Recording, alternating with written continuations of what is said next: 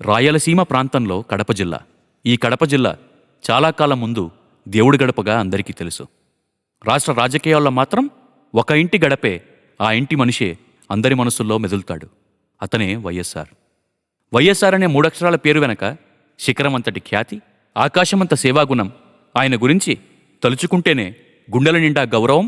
ఆయన చిరునవ్వు గుర్తొస్తే తెలియకుండానే మన మొకాళ్ళలో చిరునవ్వు వస్తుంది.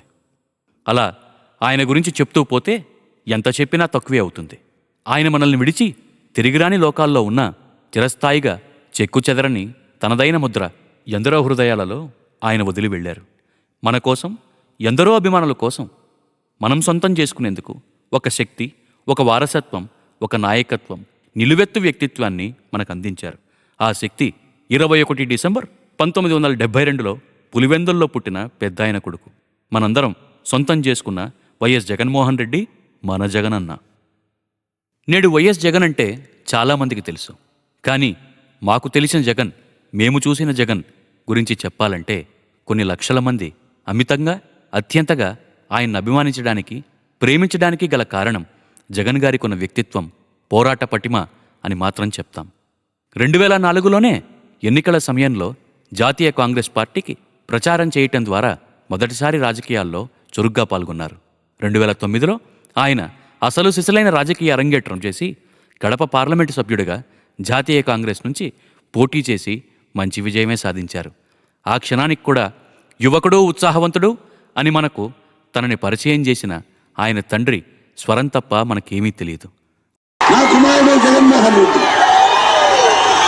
ఈ ప్రాంతం యొక్క సర్వతోముఖమైన అభివృద్ధి చేయాలని ఆకాంక్షతో ఉన్నవాడు, యువకుడు, ఉత్సాహవంతుడు, మీ అందరితో ఒక్కరిగా, మీ అందరిలో అన్నగా, తమ్ముడిగా మీకు. అప్పటికి ఎవరికి తెలుసు ఆ యువకుడు చరిత్రలనే తిరగరాయగల సమర్థుడని. ఆయన రాజకీయ అరంగేట్రం సాఫీగానే జరిగిన తరువాత పరిస్థితులు అంత గొప్పగా, ఆనందదాయకంగా జరగలేదు. సెప్టెంబర్ 2, 2009లో ఆనాటి ముఖ్యమంత్రి జగన్ గారి తండ్రి వైఎస్ రాజశేఖర రెడ్డి గారు అకాల మరణం యావత్ రాష్ట్రాన్ని శోకంలోకి నెట్టింది. అభిమాన నాయకుడిని కోల్పోయామనే బాధ వల్ల కొందరు ప్రాణాలు విడిచారు. వారిని కలిసి ధైర్యం చెప్పేందుకు, ఓర్మితో ఓదార్పు ఇచ్చేందుకు వాళ్ల ఇంటి వద్దకే వెళ్లి వారిని కలిసే కార్యక్రమానికి శ్రీకారం చుట్టారు వైఎస్ జగన్. రాజన్నని కోల్పోయిన రాష్ట్రం జగన్ సాగిస్తున్న ఓదార్పు యాత్ర ద్వారా మళ్లీ రాజన్న పాలన తిరిగి తెచ్చే ఆశాజ్యోతిలా జగన్ని చూశారు జనాలు. నాణానికి 2 వైపులున్నట్టు రాష్ట్రం ఒకటి తెలిస్తే ఆనాటి కేంద్రం మరొకటి తెలిసింది. రోజురోజుకి జగన్కి పెరుగుతున్న ఆదరణ చూసి ఓర్వలేక సొంత, పరాయి పార్టీలనే భేదం లేకుండా అన్ని పార్టీల వారు చేతులు కలిపి అనేక ఆరోపణలు చేశారు. ఇదిలా ఉంటే ఎన్నో పచ్చపత్రికలు, ప్రసార మాధ్యమాలు పుంకాలు పుంకాలుగా కథలు, కథనాలు వండివార్చారు. తన చుట్టూ జరుగుతున్న రాజకీయ పరిణామాలు గమనించిన జగన్ 2010 నవంబర్ 29న జాతీయ కాంగ్రెస్ పార్టీకి కడప లోక్సభ స్థానానికి రాజీనామా చేసి అనంతరం 2010 డిసెంబర్ 7న రానున్న రోజుల్లో కొత్త పార్టీని ప్రారంభిస్తానని ప్రకటన చేశారు. 2011 మార్చి 11న తూర్పుగోదావరి జిల్లాలో జగ్గంపేటలో వైఎస్ఆర్ కాంగ్రెస్ పార్టీని స్థాపించారు. ఆ తర్వాత జరిగిన కడప లోక్సభ ఉప ఎన్నికల్లో 5,45,043 ఓట్ల మెజారిటీతో గెలుపొందారు. ఇది ఆయన ప్రత్యర్థులందరినీ ఏకం చేసి అక్రమ కేసులు వేసేలా చేసింది. ఆనాటి పాలకుల చేతిలో నడిచే కొన్ని శక్తులు 2012 మే 27న ఆయన్ని అదుపులోకి తీసుకున్నారు. 16 నెలల కాలం పాటు ఆయన్ని నిర్బంధించారు. తగ్గుతాడు, లొంగుతాడు అని ఎందరో ఏవేవో అనుకున్నారు. పట్టలేనంత ప్రతాపం వారు చూపిస్తే పట్టుదలతో ఓర్పుగా అన్నీ భరించాడు. 2013 సెప్టెంబర్ 23న బెయిలు మంజూరు అవటంతో బయటికి వచ్చిన జగన్ ముందు ఒక పెద్ద సవాలే నిల్చుంది.